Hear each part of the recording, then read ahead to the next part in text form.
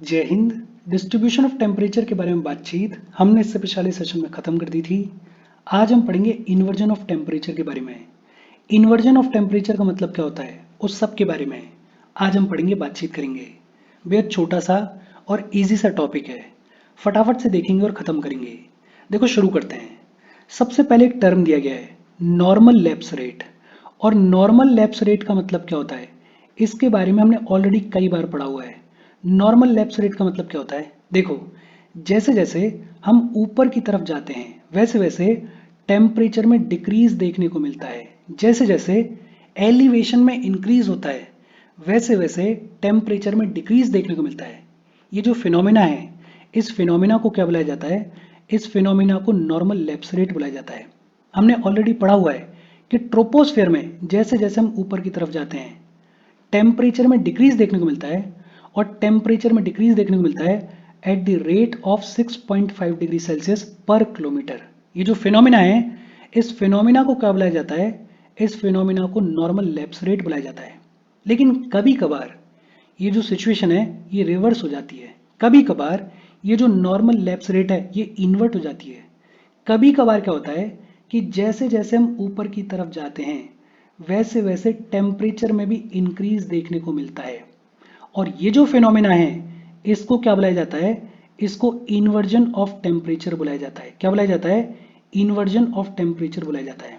देखो बहुत सिंपल, आम तौर पे क्या होता है कि जैसे जैसे हम ऊपर की तरफ जाते हैं वैसे वैसे टेम्परेचर में डिक्रीज देखने को मिलता है।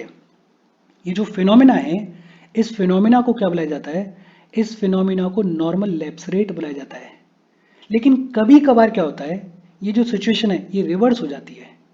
कभी कभार क्या होता है कि जैसे जैसे हम ऊपर की तरफ जाते हैं वैसे वैसे टेम्परेचर में भी इंक्रीज देखने को मिलता है। और ये जो फिनोमिना है इसको क्या बुलाया जाता है, इसको इन्वर्जन ऑफ टेम्परेचर बुलाया जाता है। अच्छा, ये जो इन्वर्जन ऑफ टेम्परेचर देखने को मिलता है ये आमतौर पे शॉर्ट ड्यूरेशंस के लिए देखने को मिलता है, छोटे ड्यूरेशंस के लिए देखने को मिलता है। और ये जो इन्वर्जन ऑफ टेम्परेचर है ये कॉमनली देखने को मिलता है on a long winter night with clear skies and still air. एक लंबी विंटर की नाइट हो, क्लियर स्काईज हो और स्टिल एयर हो, it is ideal situation for the inversion of temperature. देखो लॉन्ग विंटर नाइट पे होता क्या है, मान लेते हैं कि ये हमारे अर्थ का सरफेस है। ये जो अर्थ का सरफेस है जैसे ही रात होगी वैसे ही अपनी हीट को रेडिएट बैक करने की शुरुआत करेगा। जब अर्थ का सरफेस हीट को रेडिएट बैक करने की शुरुआत करेगा तो जो भी एयर इस सरफेस के ऊपर होगी वो गर्म हो जाएगी, और वो जो गर्म एयर है वो ऊपर की तरफ राइज करने की शुरुआत करेगी, वो ऊपर की तरफ उठने की शुरुआत करेगी। लेकिन मॉर्निंग आते आते सिचुएशन क्या होगी कि ये जो अर्थ का सरफेस है और अर्थ के सरफेस के ऊपर ये जो लोअर लेयर्स ऑफ एटमॉस्फेयर हैं ये एकदम ठंडी हो जाएंगी, और इसके कंपैरिजन में ये जो अपर लेयर्स ऑफ एटमॉस्फेयर हैं इनमें टेम्परेचर ज़्यादा देखने को मिलेगा। तो अब सिचुएशन कैसी हो जाएगी कि अब हम जब ऊपर की तरफ जाएंगे तो टेम्परेचर में इंक्रीज देखने को मिलेगा। तो long winter night with clear skies and still air is ideal situation for inversion of temperature. और होता क्या है, the heat of the day is radiated off during the night and by early morning hours the earth is cooler than the air above. तो आमतौर पे ये inversion of temperature देखने को मिलता है। इसके अलावा पोलर एरियाज में ये जो इन्वर्जन ऑफ टेम्परेचर है ये नॉर्मली देखने को मिलता है थ्रू आउट द ईयर। और पोलर एरियाज में तो आपको समझ में आना चाहिए, पोलर एरियाज में टेम्परेचर पहले ही बहुत कम होता है। पोलर एरियाज में एकदम आइडियल सिचुएशन होती है इन्वर्जन ऑफ टेम्परेचर के लिए। तो पोलर एरियाज में आमतौर पे थ्रू आउट द ईयर ये जो इन्वर्जन ऑफ टेम्परेचर है ये इन्वर्जन ऑफ टेम्परेचर देखने को मिलता है। अच्छा, ये जो सरफेस इन्वर्जन होता है it promotes stability in the lower layers of the atmosphere. और ये भी अपने आप में इंपॉर्टेंट चीज है। ये जो सरफेस इन्वर्जन होता है it promotes stability in the lower layers of atmosphere. देखो होता क्या है, अगर हॉट एयर है तो जो हॉट एयर होगी वो ऊपर की तरफ राइज करेगी, जो हॉट एयर होगी वो ऊपर की तरफ मूव करने की कोशिश करेगी। जो हॉट एयर होगी उसमें मूवमेंट देखने को मिलेगा, जो हॉट एयर होगी वो इनस्टेबल होगी। लेकिन सरफेस इन्वर्जन के केस में क्या होता है, मान लेते हैं कि ये अर्थ का सरफेस है, और सरफेस इन्वर्जन का मतलब क्या है कि ये जो अर्थ का सरफेस है और अर्थ के सरफेस के ऊपर ये जो लोअर लेयर्स ऑफ एटमॉस्फेयर हैं ये रिलेटिवली ठंडी हैं, और इनके ऊपर जो लेयर्स हैं उनमें रिलेटिवली ज़्यादा टेम्परेचर है। सरफेस इन्वर्जन के केस में क्या हो रहा है कि जैसे जैसे हम ऊपर की तरफ जा रहे हैं वैसे वैसे टेम्परेचर में इंक्रीज देखने को मिल रहा है। अगर हॉट एयर होती लोअर लेयर्स में तो ये जो हॉट एयर है ये ऊपर की तरफ उठने की कोशिश करती, इनस्टेबिलिटी देखने को मिलती है। लेकिन अब लोअर लेयर्स का जो टेम्परेचर है वो रिलेटिवली कम है, तो अब क्या होगा, जो स्मोक के पार्टिकल्स हैं, जो डस्ट के पार्टिकल्स हैं, वो इन्हीं इन्वर्जन लेयर्स में ट्रैप हो जाएंगे। अब वो ऊपर की तरफ वर्टिकली मूव करने की कोशिश नहीं करेंगे, अब वो हॉरिजॉन्टली स्प्रेड होंगे। तो एक तरीके से सरफेस इन्वर्जन के केस में स्टेबिलिटी देखने को मिलती है in the lower layers of the atmosphere. Smoke and the dust particles get collected beneath the inversion layer and spread horizontally to fill the lower strata of the atmosphere. और winters के दौरान आमतौर पे mornings में dense fogs देखने को मिलती हैं। ये जो डेंस फॉग्स देखने को मिलती हैं ये भी किस वजह से देखने को मिलती हैं, इन्वर्जन ऑफ टेम्परेचर की वजह से देखने को मिलती हैं। डेंस फॉग्स का मतलब ही क्या है कि जो लोअर लेयर्स ऑफ एटमॉस्फेयर हैं, जो अर्थ के सरफेस के पास वाली लेयर्स हैं, वो रिलेटिवली ज़्यादा ठंडी हैं, और जैसे जैसे हम ऊपर की तरफ जा रहे हैं वैसे वैसे टेम्परेचर इंक्रीज हो रहा है। तो विंटर्स में आमतौर पे मॉर्निंग वाले टाइम पे डेंस फॉग्स देखने को मिलती हैं। तो ये भी अपने आप में इंपॉर्टेंट है कि जो सरफेस इन्वर्जन होता है it promotes stability in the lower layers of the atmosphere. अच्छा, इसके बाद एक और टर्म है एयर ड्रेनेज। और एयर ड्रेनेज का मतलब क्या होता है, देखो हिली एरियाज में और माउंटेन वाले एरियाज में ये जो एयर ड्रेनेज नाम का फिनोमिना है ये आम तौर पर देखने को मिलता है। होता क्या है, हिली एरियाज में और माउंटेन एरियाज में रात में खूब सारी कोल्ड एयर प्रोड्यूस होती है। मान लेते हैं कि ये कोई माउंटेन वाला एरिया है।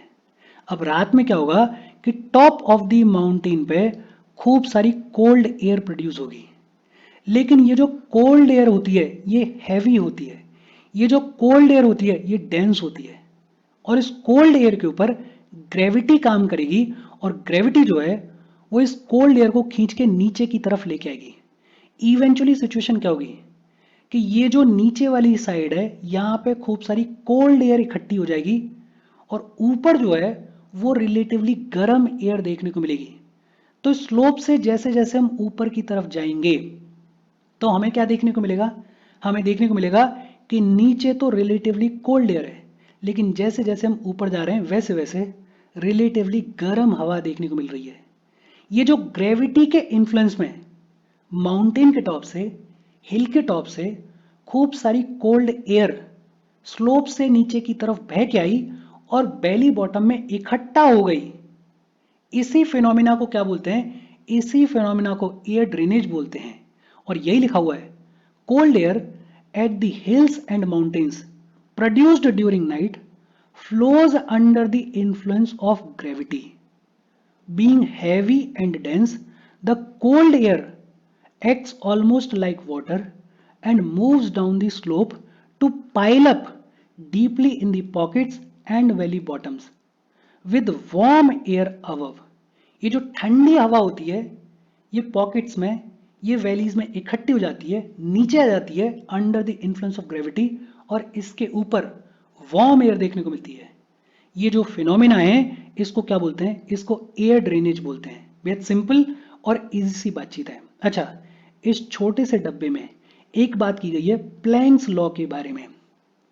और प्लैंक्स लॉ का मतलब क्या होता है, देखो प्लैंक्स लॉ ये कहता है that the hotter a body the more energy it will radiate and shorter the wavelength of that radiation.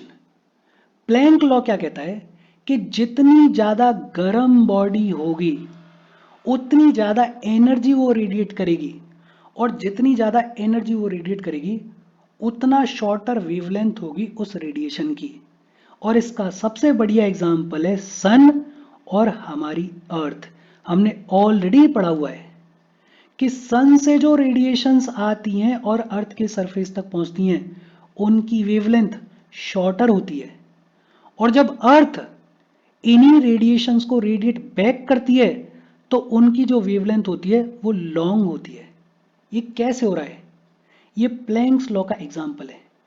जितनी ज्यादा कोई बॉडी गर्म होगी उतनी ज्यादा वो बॉडी एनर्जी को रेडिएट करेगी, और जो रेडिएशंस होंगी उस हॉटर बॉडी की उनकी वेवलेंथ शॉर्टर होगी, जैसा कि हमारे सन के केस में हो रहा है। तो प्लैंक्स लॉ क्या कहता है, इसको भी दिमाग में रखना। बेहद सिंपल। प्लैंक्स लॉ क्या कहता है कि जितनी ज्यादा कोई बॉडी गर्म होगी, हॉट होगी, उतनी ज्यादा वो बॉडी एनर्जी को रेडिएट करेगी, और जितनी ज्यादा रेडिएशन होगी उतना ज्यादा उस रेडिएशन की वेवलेंथ शॉर्टर होगी, छोटी होगी। और दूसरा बात की गई है स्पेसिफिक हीट के बारे में। Specific heat is the energy needed to raise the temperature of 1 gram of substance by 1 Celsius.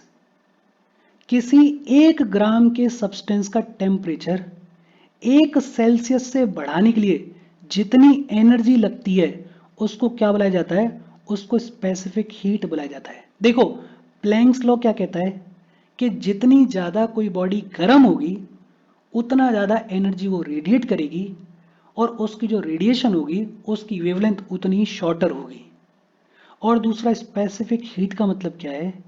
कोई 1 ग्राम का सब्सटेंस है, उसका टेम्परेचर अगर हमें 1 डिग्री सेल्सियस से इंक्रीज करना है तो 1 डिग्री सेल्सियस से टेम्परेचर को इंक्रीज करने के लिए जितनी एनर्जी लगेगी उसको क्या बुलाया जाता है? उसको स्पेसिफिक हीट बुलाया जाता है। और इसके साथ आज की हमारी बातचीत और ये चैप्टर खत्म हो गया। कोई डाउट हो कमेंट करके पूछ लेना। जाने से पहले वीडियो पे लाइक के बटन को दबा दो। लाइक दबाना ज़रूरी है बिकॉज यूट्यूब ऐसे ही फंक्शन करता है। जब आप वीडियो पे लाइक के बटन को दबाते हो तो यूट्यूब वीडियो को कंसिडर करता है और थोड़ा सा पुश कर देता है। तो लाइक का बटन दबा दो, शेयर कर दो अपने सोशल मीडिया हैंडल्स पे, व्हाट्सएप वगैरह पे अपने फ्रेंड्स को। जो भी लोग इसमें इंटरेस्टेड है, इससे रिलेटेड पढ़ाई कर रहे हैं, उनको शेयर कर दो। अगर चैनल को सब्सक्राइब नहीं किया है तो फॉर श्योर चैनल को सब्सक्राइब कर लो। और अगर आप केपेबल हो हेल्प करना चाहते हो तो आप हमें हेल्प कर सकते हो by clicking on the join button, या फिर आप कंट्रीब्यूट कर सकते हो क्यूआर कोड को स्कैन करके। Thank you very much.